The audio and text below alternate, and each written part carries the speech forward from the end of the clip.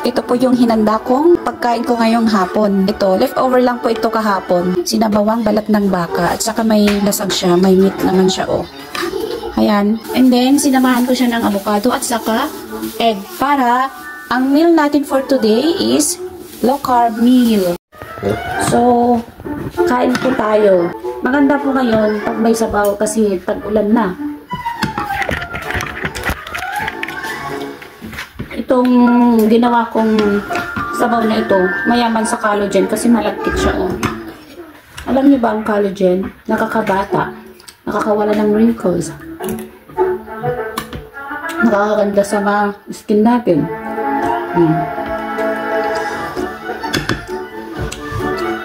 Ito yung egg.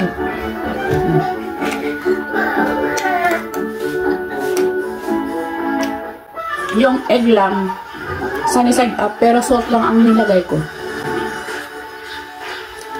Kasi malasa naman na itong sabaw natin. 1 meal a day lang po tayo ngayon para tipid. Hindi na bali isang beses kumain sa isang araw. Basta wag lang tayong manghina. Dapat malakas lagi ang katawan natin. Huwag kalimutan uminom ng electrolytes para hindi tayo magkasakit. Lalo na sa mga naka-low carb dyan.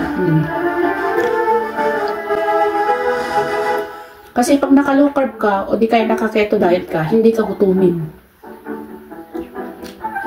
Kakain ka lang pag gutom, pero pag busog, tigil mo na.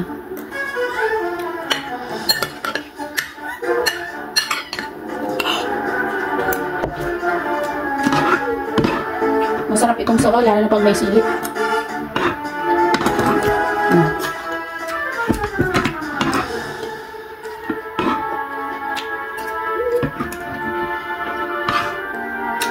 Itong dish na to, paborito ng mga Pilipino.